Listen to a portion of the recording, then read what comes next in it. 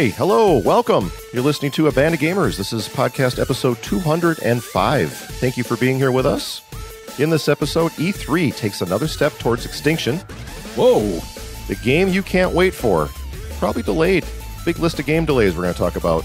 Unless you're using mail order, there are no more game rental options. And we've got a few games we want to talk about, give you an update on how our backlog attacks are going. In games, we got Gone Home, TowerFall Ascension, Luigi's Mansion 3, and like I said, some updates on the backlog. Well, I'm Joel, one of your three co-hosts, your MC, recording in a suburb of Milwaukee, Wisconsin, in the USA. Joining me on this podcast journey for many years now, these two guys. Pretty awesome. From across the globe, first of all, in Vancouver, Canada, it's Edward Scissorhands himself. It's Shane. Hey, Shane.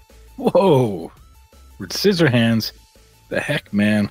Give myself a haircut and it's all out in the open now.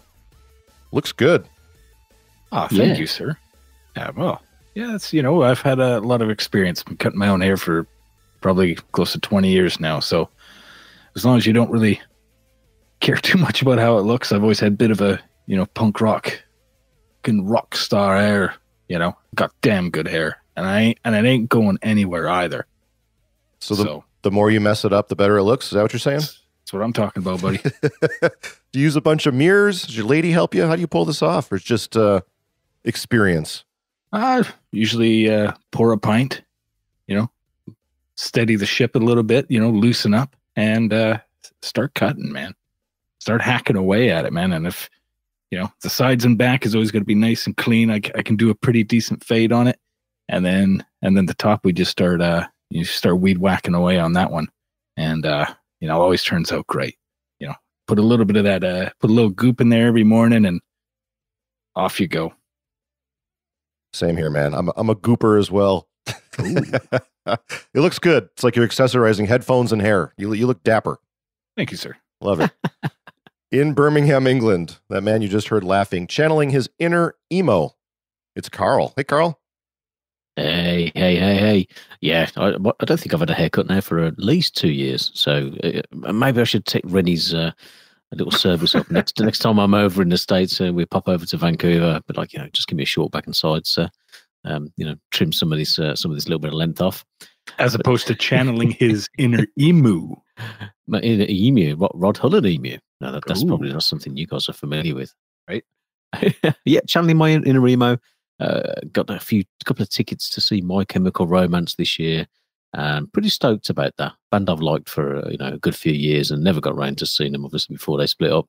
And they've announced a few dates, and I was one of the lucky few with a finger on the buzzer in 30 seconds or less to actually try and get tickets. Man, these ticket touts are just awful. This gig sold out straight away. And when you sat there, you think, it's done. I've got no chance. The thing's whirring round in the screen and it is hopeless. All of a sudden, went back to the previous screen and an extra date was added just on the bottom. Before the announcement, no tweet had come out yet. And I was like, oh, yeah, they're doing a Sunday. They're throwing the extra day in. Straight in. Boom, standing tickets. Job done. Very happy boy. Good timing. How quick did that one sell out? Also in minutes? Go real quick or what? Sure. Yeah, the first gig, I think on the Saturday, sold out in about 3 minutes, 3 or 4 minutes. Obviously, you've got your bots and all the rest of that rubbish in there, but they added the second date, and I think within another 10 minutes that had gone as well. So, yeah, super quick. Wow. It's a big venue? It's at the Milton Keynes football stadium, so the MK Dons play there. I think it will hold about 30,000 on the day. So they've got standing on the pitch and then seating at the back, kind of half of the stadium, if you like. So, yeah, I think it's about 30,000 on the day. Is My Chemical, I'm sorry, I don't, admission time, I've never heard them. I'm not familiar. Are they big here in North America, Shane? Huge. I am assuming so. I too I've never listened to them. All I know is they're called My Chemical Romance. They had an album called Black Parade that was very popular. Mm-hmm. I could not name you a song or a band member. It was, yeah. I know they're an emo band, but only from Karl's intro. They kind of hit a very specific audience at a certain point in time. And it just one of them bands I think that kind of defined. I'm going to compare them to Oasis, which isn't, they're not as good a band as Oasis were, but it kind of hit that point in time for a specific set of fans, if you know what I mean. So, like, Oasis were a huge impact on people, the same as, like, you might have had Nirvana being a huge impact on people, that whole kind of Seattle uprising and stuff. And I think for people of that age, My Chemical Romance were kind of that band. I'm probably going to be one of the oldest people there. I've got to dust off the eyeliner and, I'll try not to embarrass myself. Just grab a Sharpie. Sure, yeah. Permanent it, why not? Take photos. I'm old, man. I've lived my life. It's fine. Take photos. Shane will put this on our Instagram. You and mascara. Oh, we'll do it. I hope I never see that. Damn. You're joking, right? Yeah. Okay, cool. Well, from emo to E3, we're going to the other E, gaming. Right. All these new listeners that we have. Well, hopefully we got a new listener or two, and they're like, shut up about the music. Get to the games. Well, here you go. So E3, again, is not going to have Sony there. Second year in a row, right? Yeah, not too surprised, to be honest. It's like, oh yeah, of course they're not going to be there. Why would they be there? I suppose. Well, a lot of people, including myself, assumed they would be back this year because they're launching a console a few short months after E3. So the fact they're not there really says a lot about the state of E3. And yeah, I've got some words from a Sony spokesperson. I don't even know the name. Just this will be good. Sony spokesperson said, after thorough evaluation, SIE has decided to not participate in E3 2020. We have a great respect for the ESA as an organization, but we do not feel the vision of E3 2020 is the right venue for what we are focused on this year. We will build upon our global events strategy in 2020 by participating in hundreds of consumer events around the globe. Our focus is making sure fans feel part of the PlayStation family and have access to play their favorite content. We have a fantastic lineup of titles coming to PlayStation 4, and with the upcoming launch of PlayStation 5, we are truly looking forward to a year of celebration with our fans. How's that for corporate social media speak? And that's probably one of the best statements I think they've put out in a while. Usually they end up putting their foot in their mouth sometimes with this stuff. But yeah, I mean, it sounds like, if they're saying there's hundreds of consumer events, they have their own booth at, all the different PAX, the PAX East, PAX West, PAX South, PAX North by Northwest, or whatever it is. But they seem to be, marching to their own drum and have been for quite a few years, and are really, putting their, what is it when you put your heels, dig your heels in? Is that what I'm trying to say, Palmer? Maybe. Okay. And I guess that might be to a degree. Yeah, they're digging their heels in with this. It is a little dangerous. I think last year they were given the pass because there was nothing to show. Like, we've talked on this show before about how far in advance they tend to show gameplay and, games releasing in a couple of years' time. So I think there was a genuine barren patch for them last year. Probably they had some stuff to show, but probably nothing new, nothing that was going to blow people away. So them kind of taking that out for a year and then coming back this year, be like, hey guys, new console, here's the games going out, blah, blah, blah. But it just seems to me that since they've opened this up to the public, it seems to have less of a gloss over it, I guess, is the way that you could say it. Before there was a certain amount of like mystery, around E3. It's like, oh my God, I can't wait to see what's at E3. And, you've got all the press people there and, some influencers and all the rest of it. But now it does seem just like another convention, and there is a lot of them around the world. You've got Gamescom over in Germany, which is huge. You've got, a couple of here. You've got Eurogamer and stuff in the UK. And it just seems that maybe it's losing that kind of gloss a little bit. It's no longer a trade show. It's open to the public, and they kind of swarm in there and do their thing. But it does seem a little strange. Maybe it's a little bit. I don't want to say it's arrogance on Sony's part, but maybe the best thing would be to just go and show your wares, and you're in a position of strength. It makes sense to consolidate, to me. So I am a little bit surprised that they're not going to be there. Well, and for E3, Nintendo, in one of the few areas they're trend setting, they were out of E3 first, doing their Treehouse presentation. They kind of air that video, but they have a presence there as far as like demo stations, be able to play games. As far as pressers, they haven't been there in a couple years. Microsoft is situated, as I understand, across the street in their own facility, Microsoft Theater. So they're technically not at E3. I mean, they're there, but they're across the street. And honestly, I think it's more the landscape has changed. 10 years ago and longer ago, and maybe even 5 years ago, it was there for the media, right? This is where and retailers, where they went and decided what they were going to buy and put in their stores, their stock. But this was the media event that the media people would go to. They'd all would centralize. Everything would be together. So there was a convenience for the industry, people putting out these games and these systems, to have all of the media there in one spot for 1 week. They can show them the games, and then they get all this writing and on websites and magazines. Nowadays, who reads gaming websites and magazines? I mean, very, very few people. It's these influencers on YouTube. It's amazing shows like ABOG and all these other places that people are consuming their content, getting their news. Twitter, Facebook, Instagram. Why would they need E3? The purpose of it is no longer required. I think they're going to get more announcements and more legs or feet under Joe Schmo YouTuber going nutty about some PlayStation thing than they would from some guy who writes for a magazine. Yeah, and I think when Nintendo kind of dropped E3, and let's face it, Nintendo have got their treehouse. Like, how good is that? Like, if you're going to be like, we're going to have our own thing, it's called a treehouse. Like, that fits Nintendo perfectly. You think of games like Animal Crossing and stuff. It's just excellent.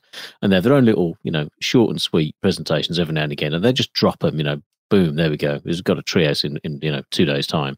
And I think it does seem to be the way that the world has shifted. And I do think that E3 still has a purpose. It's still, and if you're going to be the biggest thing at E3, which arguably Sony would be, then it's still surely a good platform for them. But if they can make their own event and it's just them and it's on a different time and place where there's nothing else going on, then it still puts them in that position of power, doesn't it? I think it just seems a little bit of a shame, I think, from a nostalgic point of view for me.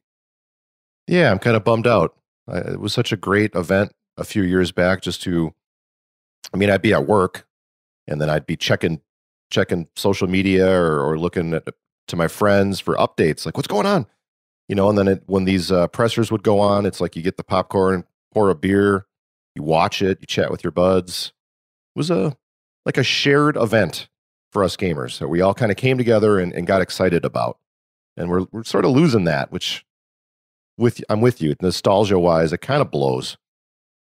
I miss that. I miss the kind of the way television is now. They put something on Netflix and all 20 episodes are available at once. You no longer have the week-to-week conversations at the water cooler with your favorite shows. X-Files back in the day, man. That was awesome. We'd all watch it and then we'd chat about it. You go to work then on that Monday. It's like, did you see that? Oh my God, what's going on?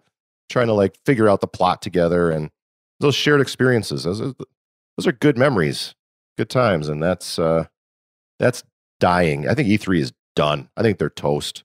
I see no purpose for this any longer. The only reason there's an E3 is because they say there is, and they want it. They want to do it. They're hosting it. I see no reason for it here in the very near future. It's going away. I think that's why they opened it to the public in the first place. There were people dropping, and they wanted to increase the revenue. It makes it much more difficult now for the people actually showing the games. For developers and obviously the bigger companies. Packs the theaters for the cameras. Yeah, true. But it is, it is a shift, and it's a strange one that you've seen over the past few years. And it used to be, like Joel said, then you used to get all the buzz and all the people from the magazines would be there, and it'd be behind closed doors, and they'd be testing out this new game, or and you'd have to wait to read about it. And the world's such a different place now, and you find that although you still get people invited from the big digital publications, you also get the key influencers, streamers, all those people are ending up at these events now, and they're the ones who share this stuff first a lot of the time. You know, if take Borderlands 3 for example, polarizing, I know, but I loved it. But one of the first things you saw was this huge event with all these streamers. Like, I'm sitting down for an hour in this game, and I'm putting the whole thing out there. I'm streaming a lot, and that gives you more of an understanding than any kind of actual presentation would do, because you're just watching gameplay. You know. Yeah, and there's more. I'm sorry, Shane. Go ahead. And look how much stuff that leaks. You know, the week before E3. I mean, 3/4 of different manufacturers' conferences is out in the open anyway. So, that pissed a lot of people off. A lot of the higher ups and whatnot. So, want to do it at your own pace. Have your own conference at any point in the year. I mean, when Sony announced the PS4 and whatnot, that was their own little conference. It was in January, maybe February, and it was just like, holy crap, they're doing this. And then, it got every buzzing. Xbox just did one in the fall, early winter, and it gains so much more attention from people that are, and then you're only focused on, whether it be Microsoft or Sony, you're focused on them, and it gets you talking about them and what they're doing, and keeps that attention direct to what they're doing. And then a few months later, somebody else, and then you focus on someone else. Then you can start put that stuff together in your head. Whereas at E3, at 2:00 Microsoft's doing this, and 5:00 Sony's doing this, and then Nintendo's doing theirs the next morning, and you just got everybody just going, well, they're going to do this, and so is doing this, so you got to do this. Oh, they didn't say they're doing this, and it's like a sandbox playground. Kids throwing their blocks around turns into. So I like the fact that they're getting out of E3 and doing their own thing, and that goes for all the console makers. I thought it was fun, man. When what you just described, people throwing their blocks around, as you put it. I liked all that conversation. That was fun. I'm one of those gamers who likes system wars. I like when the Xbox guy and the Sony guy are arguing. Because I'm a positive person. I'm not like, you jerk. I'm like, this is a really fascinating conversation. I like to hear why you think this is awesome and why you don't think this other thing is awesome, when to me, they're kind of the very similar things. But and to your point, Shane, I think doing your own thing, you control the messaging a hell of a lot better. And you also can set timing up to your advantage. Yes. You're not getting drowned out in 1 week worth of screaming from the rooftops about every video game. You can put it in February and dominate that day or couple day period of time and get much more traction, and then control the message. Nothing's going to leak, although it's becoming abundantly obvious here in about 2 weeks that Sony is going to have an event and reveal the PlayStation 5 at their own event, just like they did all those years back with PlayStation 4. And I wish the console wars were much more positive how you see it, because I just see a bunch of mudslinging, and it doesn't give, it's not a good look on a lot of gamers and a lot of gaming podcasts as well, because they get deep involved, and it's, not pretty to look at. Yeah. Amen to that. Well said. There's a few gaming, and I'm not naming any names or giving any too obvious examples, but listen to a few shows where their bias is just so thick that anything they say about the other system is just like gross. It's like, I get it. You're going to hate that game. Oh, I played it though. I gave it a fair shake. Oh, okay. Thanks. It's like, I'm going to fast forward these next 5 minutes because I could care less that you don't like the game on the other system that you hate, but then act like you're being objective about it. Like, oh, I played. Sure. Yeah. Okay. That's that type of stuff is disgusting. Yeah, dude, totally. I think there's one other point which we shouldn't forget, which could happen. Like, Microsoft have already come out and said no huge exclusives. When the new console launches, there's nothing brand new on it. It could be that Sony haven't got a lot to demonstrate. They do show their games early. It could be that a couple of games are going to be on PS4 and PS5. And maybe they just don't need that at E3. Maybe they're going to drop the console launch and they'll be like, there's 3-4 exclusive games at launch or something. I don't see this being a press conference where they're like, here's 20 games that are in development that are coming out. I think there'll be a focus on the end of first of all, there'll be the PS5 reveal, but it'll just be tech, maybe a couple of trailers. And then after that, there might be another event later on this year where they're like, these are the games. You know, it could be that they just maybe they won't be ready for E3. I think Microsoft is got the most to gain here. If we do want to live in system wars for just a minute, they have, with the other two, or Sony especially, not being there, and they've been on the goodwill tour, right, for the last few years, trying to kind of overcome the mistakes they made at the beginning of the launch of the Xbox One, the messaging that they all botched up.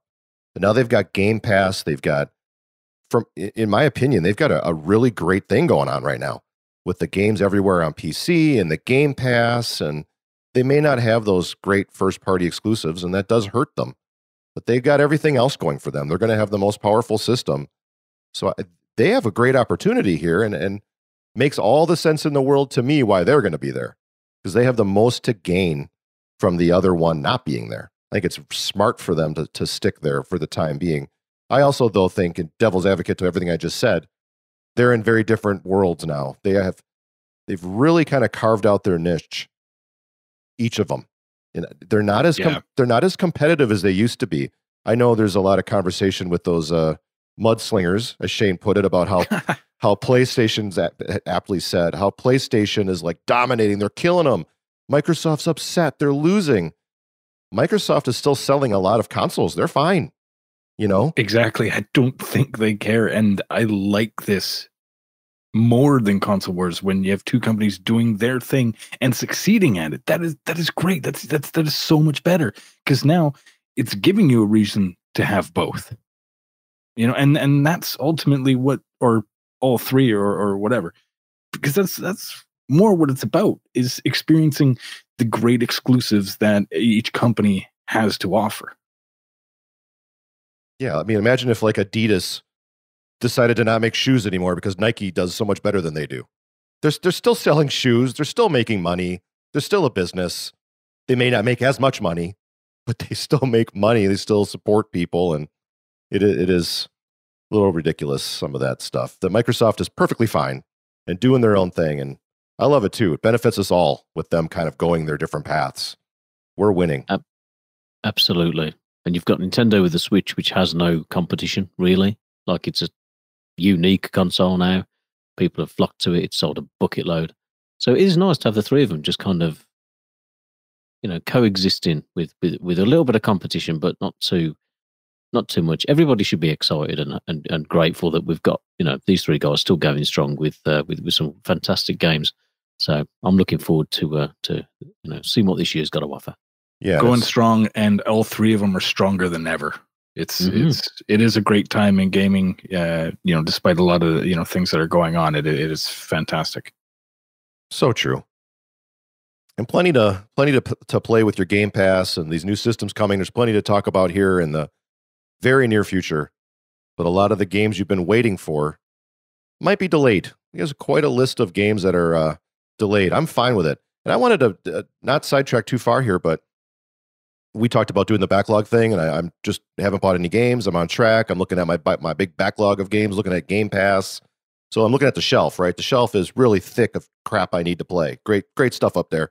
And then I sit down at the console and look at my Game Pass. Do you ever feel completely overwhelmed by all of the amazing options? Like I've got this morning available. I'm going to play. I'm on to my next game. Yes. And then I sit down and I'm like, which of these 40 amazing games am I going to play? Exactly. It's very overwhelming. This is me every day, pretty much. So we talk about the games that, you know, we've been playing a little while, but the same with me, Joel. I've got a list of games on there, and I've got a lot of RPGs that I need to go back to and finish, or start and get through and finish. DLCs, huge games, but also a ton of nice little ones that, you know, that are kind of, and I'm trying to rotate and trying to find the balance between these. And at least twice this week, I've done my games quite early for the show, for the backlog, and I was like, right, what am I going to get into now? And I booted up at least 5 and played like 15-20 minutes of each one, and been like, I don't know whether I'm ready for this. I always kind of getting distracted looking at something else. There is so much choice with the games you've even already got on your list, you know. So I definitely feel like that. I definitely feel a bit like, oh, do you know what? I might just watch a movie instead. Totally. I think it's the one bad thing with something like Game Pass, which I love. But when I fire that thing up and see 100 new shiny games sitting there, I'm like, oh no. Oh. And do you know what else? Do you feel that you don't want to start something that you're not going to finish now? Like, because you've got this backlog thing, do you really want to be kicking in? I'm just going to play half an hour of this and then I won't come back to it for another 12 months. That's what I'm trying to get away from with this whole backlog. Yeah, it is a little crippling that way. Although after just playing God of War and kind of feeling re-energized, revitalized with gaming in general, by focusing, we talked about this on the last show, focusing on just the gems. If I start to play something else and it's not a gem, it's like I'm quickly moving on to something that is a gem. I'm not going to sit there and feel obligated to get through it if it's not as great as I anticipated it would be. And I'll talk more about that a little bit later. Karl, do you want to? I know big one on this list is a game you're looking forward to the most. Do you want to go through the list for us here? Delayed sure. games. There's a few big hitters here, and I think as they were announced, one company said, "Oh, this is going to be delayed," and then it quickly followed suit. The numerous announcements back to back, almost like when one tumbles, people are going, "Oh, actually, it's safe for us to kind of make this announcement now."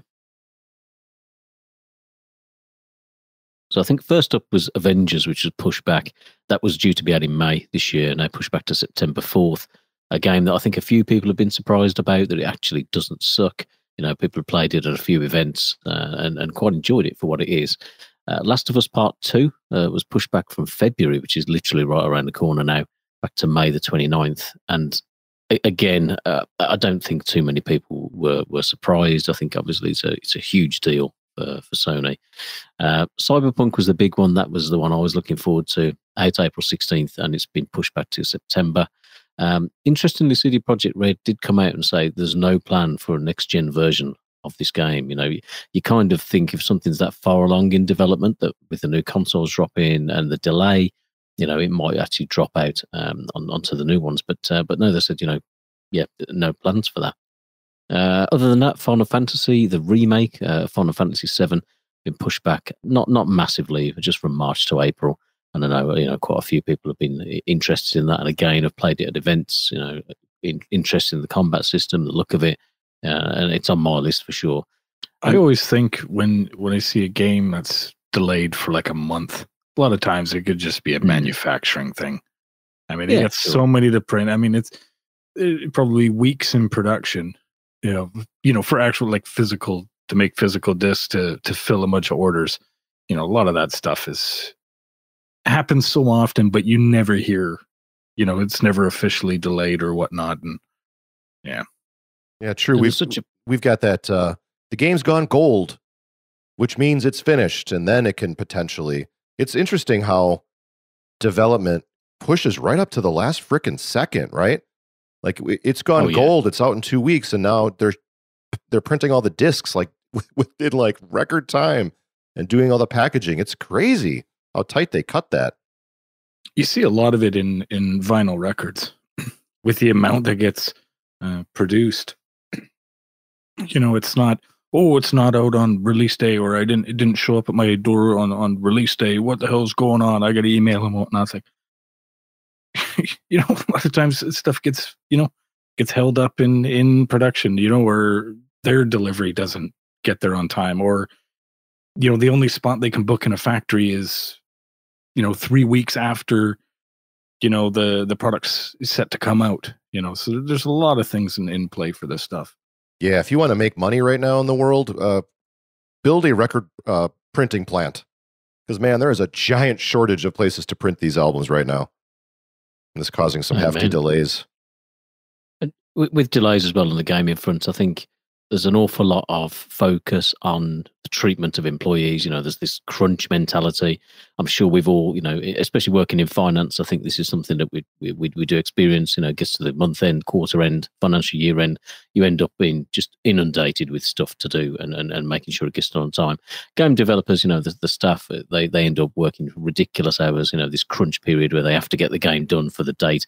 And I think the focus on that means that some of these may be, purely business decisions and, looking at the welfare of staff. I would hope.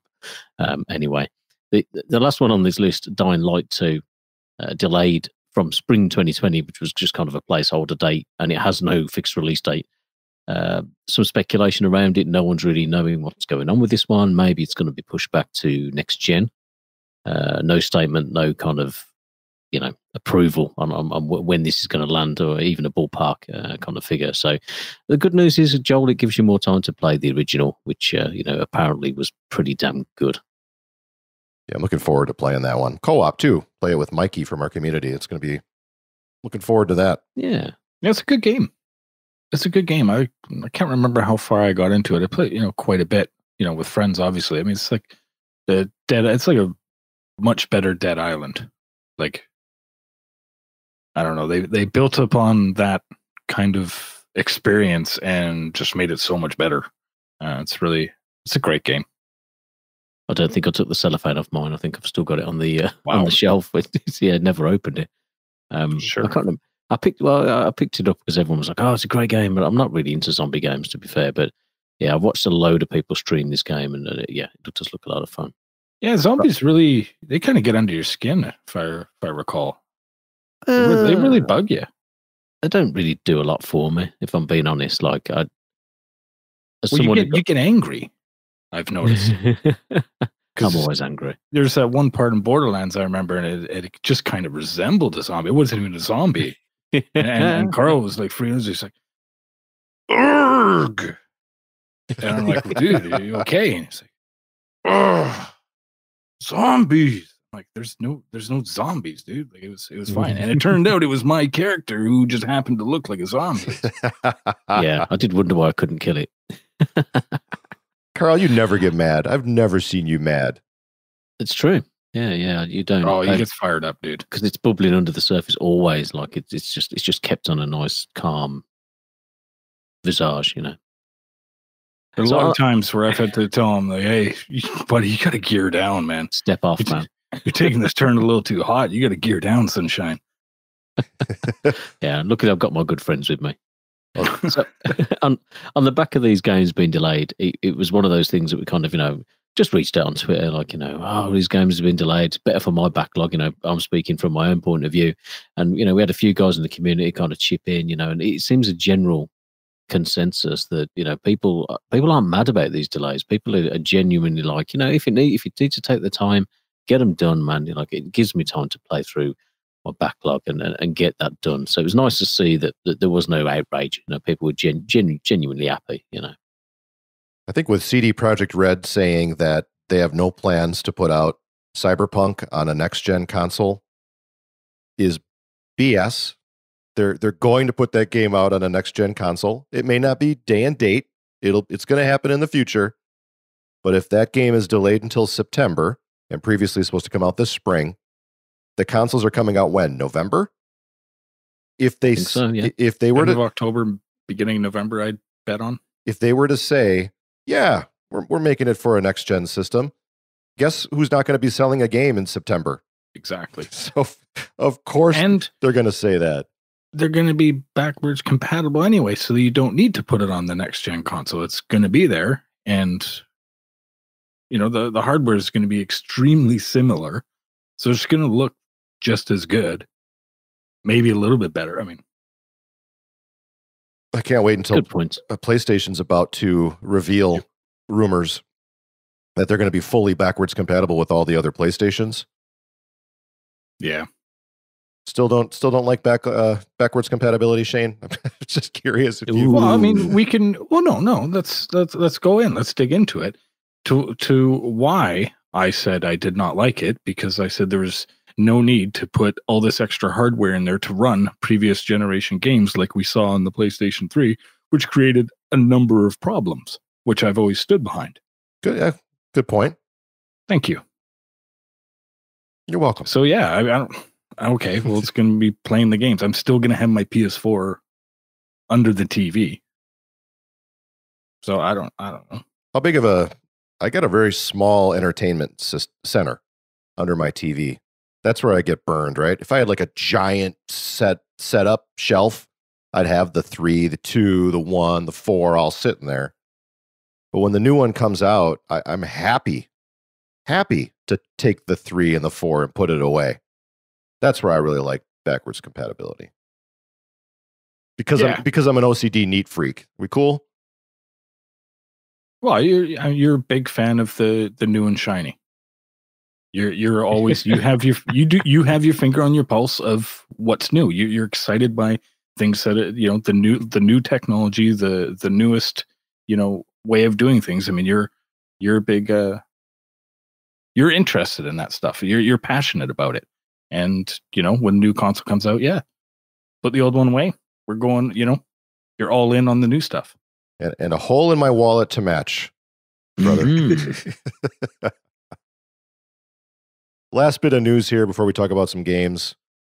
And I thought this was significant because it really does mark the end of being able to go to a spot, a place, and rent a game.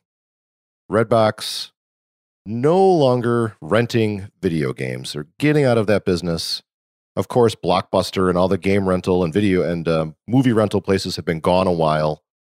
There still are the mail order systems, programs. We've got, what's that one? Gamefly, I think here in the States. And yeah, Karl, you got Boomerang one over there? UK. Boomerang? Yeah. But this is, personally, I never used a Redbox for a video game. But again, in the get off my lawn nostalgia world, it's a sad day. There's no place to go to just quickly get a video game. I do appreciate the way you could rent a game and do so in a last minute sort of decision kind of way.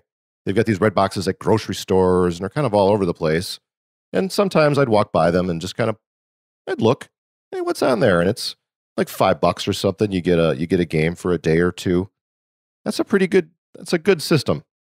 Didn't use it, so maybe it's not that great. But with digital games, you're obviously, you have to put $60 down to play that for a couple days on a digital game, unless you got like Game Pass or something.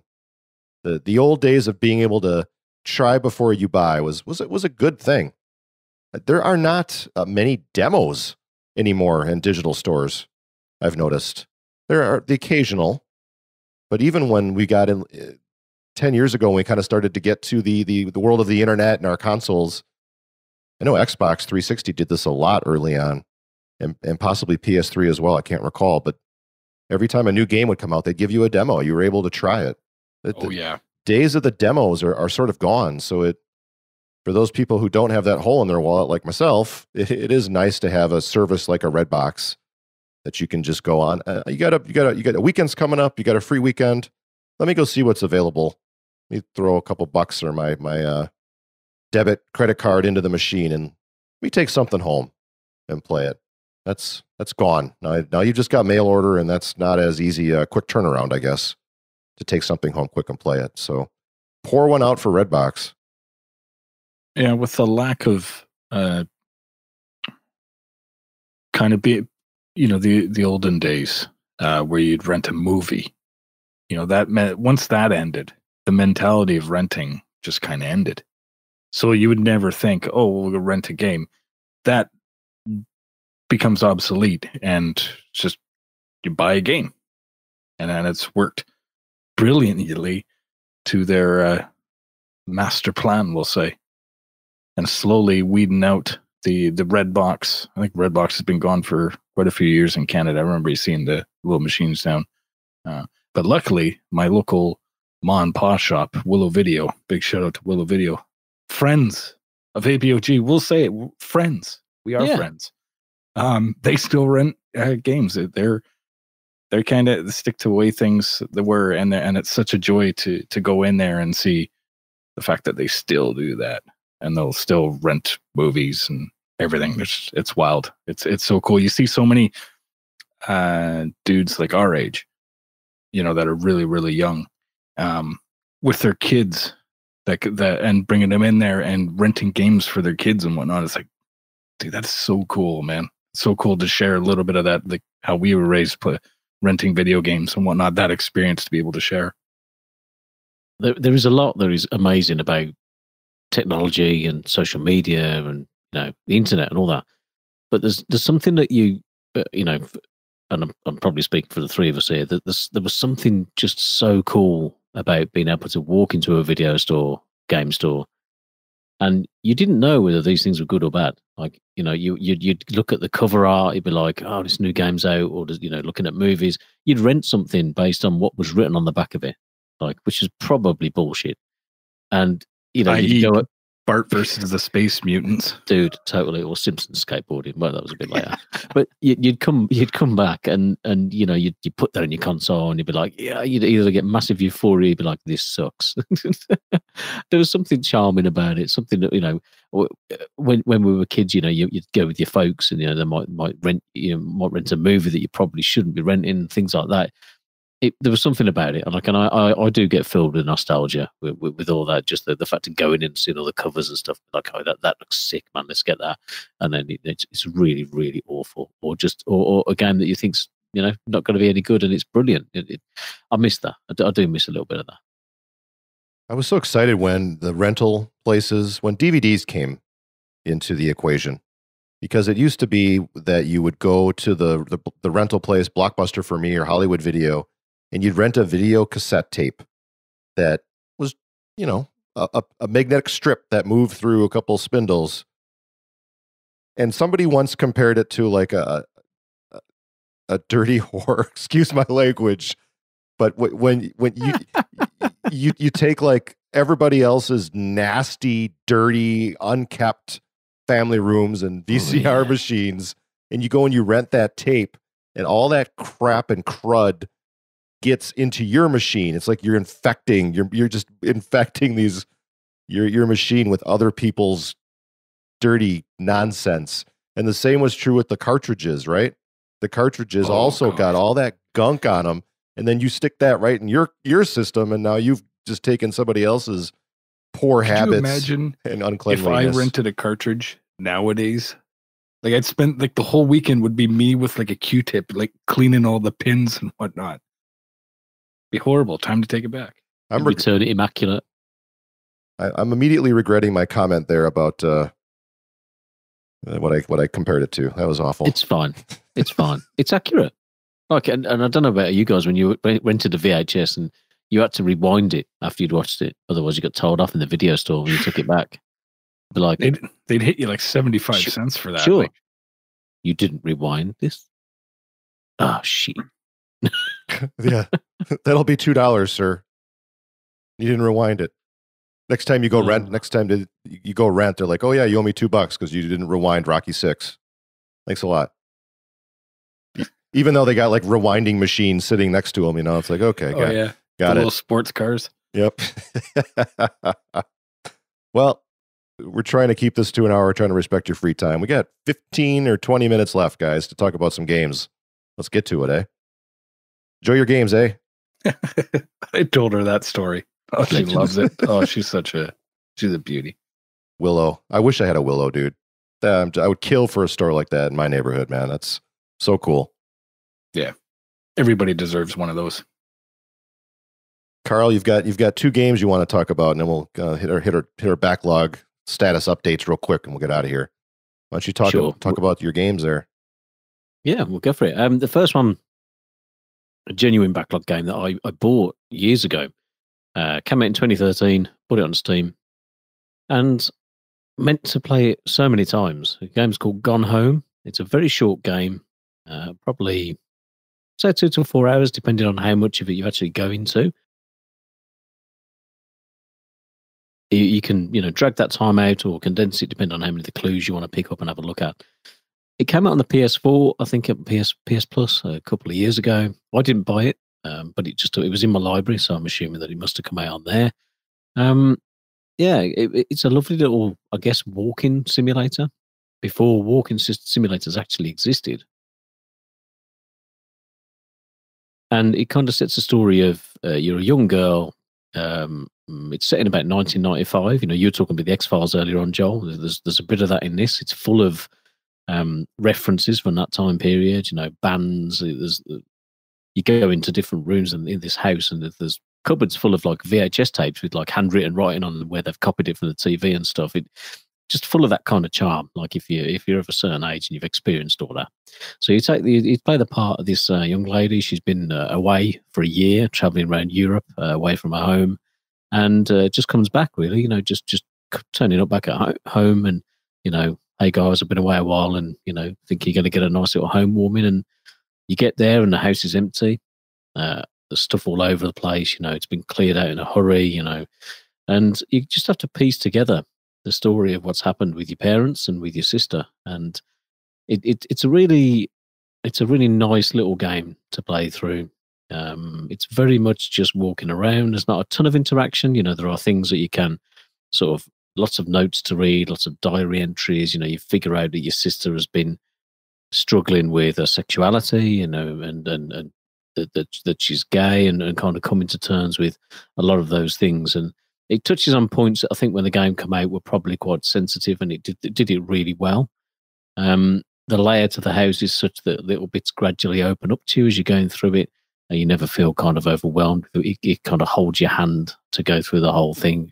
A couple of basic puzzles and a couple of secret passageways and things like that. It's a little spooky, but never like, atmospheric or intense. And yeah, just a nice experience. And I'm glad I got a chance to play this finally. It has been sat in that backlog for, the best part of 6 years, I think. I think it was on Plus. I've heard good things about this game. I've always wanted to play it. What would you say as far as like a rating? Not that we score stuff, but I'm curious. I'd definitely recommend playing through it. I think for what it is, and bear in mind most people have already owned this, I would imagine.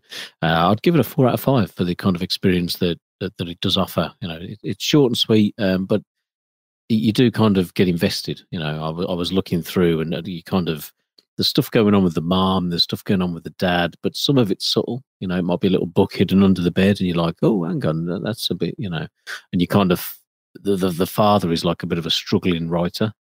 So there's a few things you find, and the kind of exclamation like, "Oh, Dad!" Like, that's a bit shocking, but it does hold your hand, and it does keep you going. It pushes you in the right direction. It's very, very well done like that. It doesn't show its age particularly, and it is nice that it's kind of nostalgic from the 90s.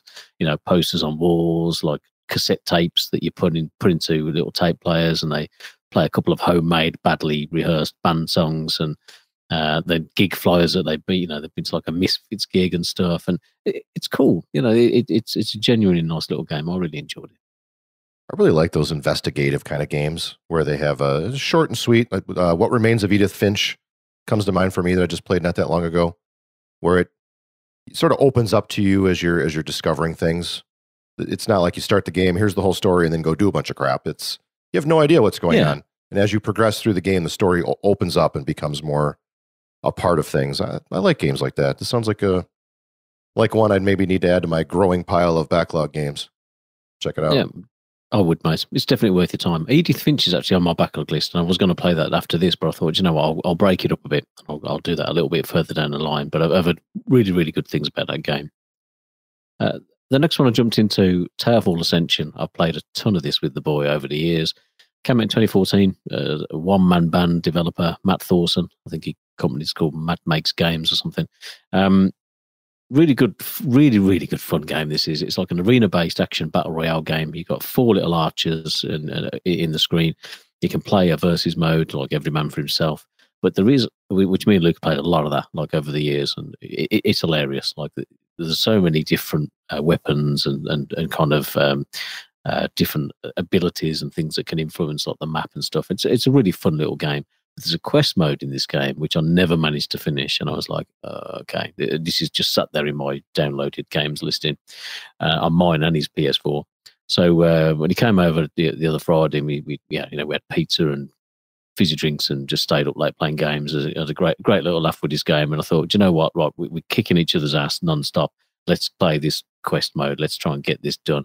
And yeah, we had real good fun with it. It's actually pretty tough because you can you got friendly fire on. You can kill each other, and it gets a bit fraught. It gets a bit frantic, with mobs spawning all over the map, and we could kind of get to the end of the game, and then the king boss kicked our ass a few times, but finally got it done. A bit of teamwork, working together. Enjoyed it so much that I bought the DLC, and we played through all the DLC for it as well, the Dark World DLC. So it's such a great game. If you've never played it, again, this was free on PlayStation Plus a few years back. it's definitely worth playing. It's so much fun in a couch co-op. I don't know if it's got online. I'm not sure, but if you've got a buddy and you want to while away a bit of time, this is a fantastic game to play. It used to not be online. I don't know. It's been out for so long now. I don't know if they've patched it and if they've made that available.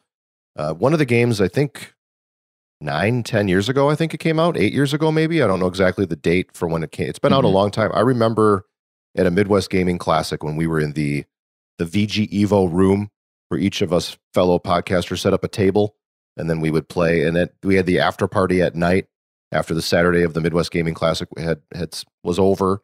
We'd all get together in that room, close the door, drink some beers. That game was so much fun, man. TowerFall Ascension. It is like the best. To this day, I think it's like the best competitive couch game ever. I mean, it is so fun. It's up there with like NFL Blitz and NBA Jam to me, and more accessible than both of those games.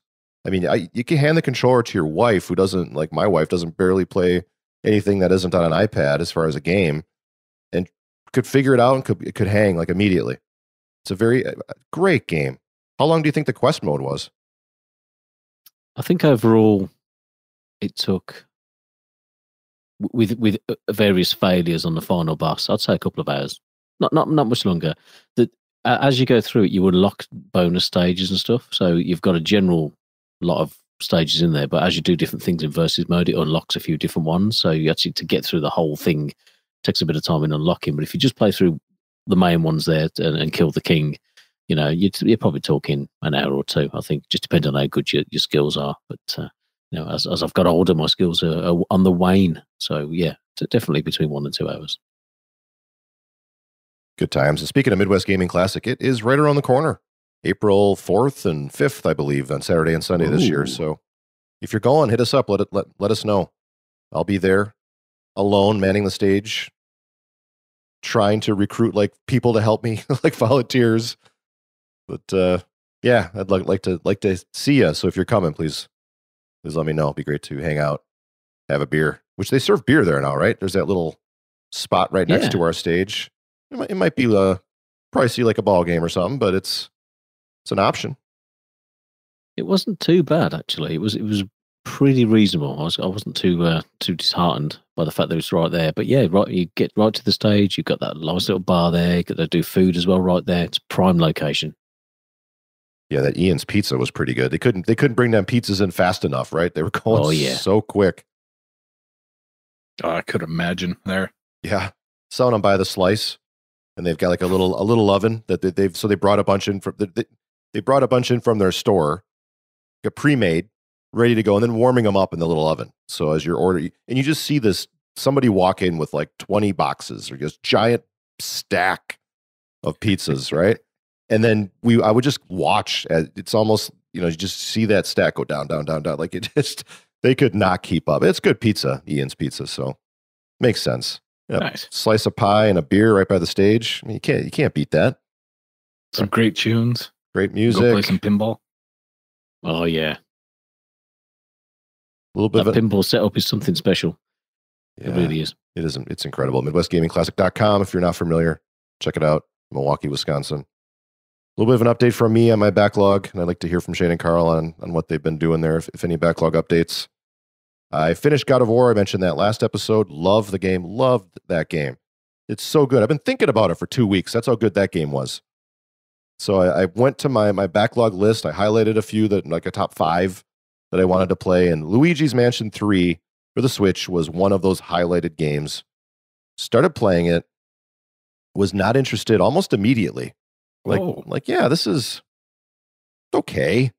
And I played probably about 2 hours of it, and it's not grabbing me. I want to play the gems, right? I want to focus in on the really great titles I've missed.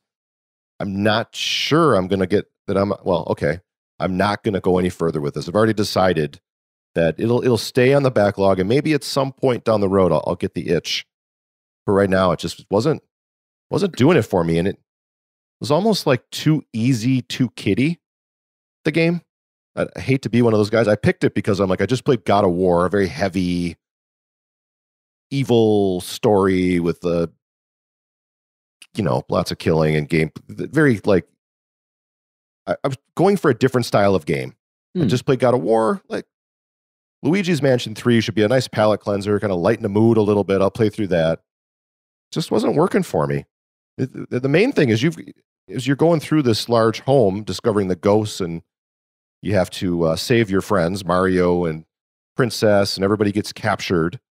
Luigi's left alone. He's got to find his friends who are like trapped in these paintings now. And you got to make your way up this large, like spooky house or hotel to get them all back. But you're just like walking around the different levels. I feel like I have to like poke and touch everything in that game. You just have to like, let me check this drawer. Let me look over here. Let me do. It's boring. I'm very bored with it. The way you get the ghost with your little vacuum and some of the gameplay. There's a little boss battle that I played. Some of that's all right, but the tedium of having to like look in every nook and cranny of that game is just not cutting it for me. It just feels very boring compared to what I just played with God of War. So Red Dead Redemption 2 is where I'm going to. I just fired that up today. I was 25% of the way through the game. Whoa. But I haven't played it since December of 2018. Sounds about right. So it's like, wow. I don't remember exactly what was going on. I don't remember all of the nuances of the controls. So I sat there and thought about it. I'm like, you know what? I'm losing about 10 to 12 hours here, but I'm starting over. I want to fully experience that game. Whoa. So I completely whacked off my save or whacked it, killed it. Nice. That was bad. Wow. You're going to start over. Starting over. I just started that today. That's crazy. Yeah, no. That's actually crazy. Yeah, but I want to fully experience it. And I remember when I played through the first Red Dead, I also had these long gaps of time between playthroughs. By the time I finished the game and got to the end, I feel like I was kind of gypped because I didn't recall every little bit of gameplay and every little bit of story. I want to take it all in. Too late. I already started it over. A little screen comes up like, "Are you sure?" I'm like, "Yep, yep." At least they give you that warning. Like, "Are you sure you want to start it over?" And then when it auto saves, it's like, "Are you sure you want to save over your game save from December 18th, 2018 or whatever?" I'm like, "Yeah, do it." Because I don't remember all the controls. I kind of want to know what's going on with the story. I look back. You can look at the story and it shows all the individual levels. And I read like there's a little caption for each level. Yes. I read all of that. Like, oh, this will be a great way to get caught up. Let me go back and remember everything, and read through like 30 or 40 of those. I was on chapter 3, maybe halfway through chapter 3. So there was quite a few levels I had. And I'm like, you know what? I don't feel like I just remembered everything. There's a lot more going on than those one paragraph caption for each chapter that I feel like I'm not going to remember if I don't start over. Man, so you got some cojones there, pal. That's big. Yeah. Chapter 3 is, that's where, yeah, cool. But hey, that's some serious backlog commitment if I've ever seen any. Hats off to you, dude. Yep. Thanks, guys. I'm gonna probably regret it, but it's a long game. I looked it up. It's like 46 and a half hours or something to get through it if you just stay on track. And for me, that's a lot. I don't usually play games that long. Very few and far between. I honestly don't know what I'm going to pick up next. I keep looking, and I've had that kind of rabbit in headlights look and thinking, oh God, what am I going to jump into next? But I think I'm going to go back to The Witcher 3. Shock horror.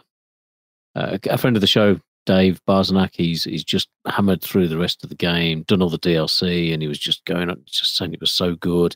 And I've just finished watching the Witcher series on Netflix, which was great as well. Well, great if you've played the games, if you understand the story. If you've never played the game, I don't know. I don't know if you'll, because I watched it with the missus and she was like, right, okay, I don't understand what's going on. So I'm like, blah, blah, blah, blah, blah, blah, blah. And she's like, right, I had no idea. If you went with me now, I'd have no idea what was going on in this show. So I'm like, okay, then maybe I should have thought of that. But I loved it. It's given me my, kind of got me, ready to go back into the world. So I think I'm going to jump back into that along with something else, but I'm not sure what else yet. And I'm nuts for restarting Red Dead Redemption 2. Well, and Yeah, Karl. I'm not restarting The Witcher, but there are 2 story DLC packs which I need to play through. So, Blood and Wine and Hearts of Stone. Neither, I think they're both probably around. I think one's about 10 hours, 15 hours. The other one's about 20, 25. So, I should be able to get through them. But yeah, I've got to pick them up and get them done, man. That was my game of the year a few years back, and I've still not done the DLC. So let's see how many hours I've done after that. Got some really good feedback in our Discord. Shane, you got some kudos for your review of Bus Sim. I saw it on Twitter a little bit too. What? It's from Tim Paulin in our Discord. Shane should do every review. The Bus Sim was magnificent. Pick up your trash, folks. Yeah, I love that game, man. That game's so fun. That's so chill, man.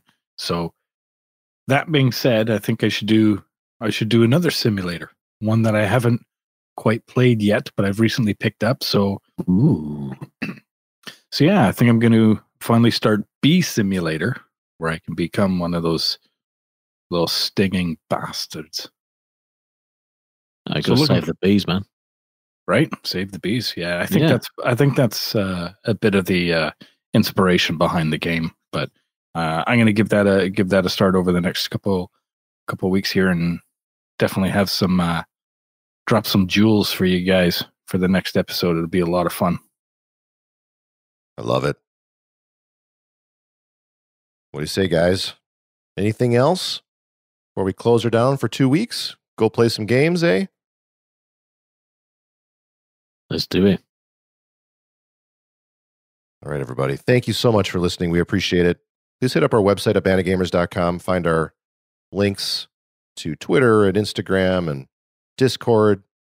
Join the community. We'd love to hear from you. Chat about some games. We need to, guys, we need to get some online games going again, right? It's been a long time since we've done like a community night. Or for me, old guy over here, community Sunday mornings at 8 a.m. Something, we got to get something like that going. Any interest, fellas? Any games we can get going here? Oh yeah, man, we're due. We're overdue. Sure are. Yeah, for sure. I'm like some Sunday afternoon Overwatch or something, man. Something that, a lot of us can get involved with. Something easy, pick up. Nothing too serious. Just have a good laugh and catch up. I watch your Gears, bit of Gears 5, maybe. There you go. Hit us up. Let us know. What should we play? Let's do some community gaming. That'd be so many good times, man. Killzone 3 and Star Wars Battlefront and Overwatch and Gears. Man, we've done some good games over the years. Be fun to get that cooking again. So I'll just plant a seed and I'll leave it up to you guys. Thanks. Yeah, man. Awesome. All right, everybody. Thank you very much. Take care. Talk to you soon. Bye. Jane Karl, I figured you'd say something. I whispered bye really quietly. Did you? Bye. Yeah, he gets close to the mic, so I back off, and then he backs off, so I That hair. Some of that. What was that called? When people whisper into a microphone or make little noises and stuff. Called whispering. No. 1-900. Turn my headphones up. I know what I'm talking about. I know what I'm doing. Yeah, you do. See ya.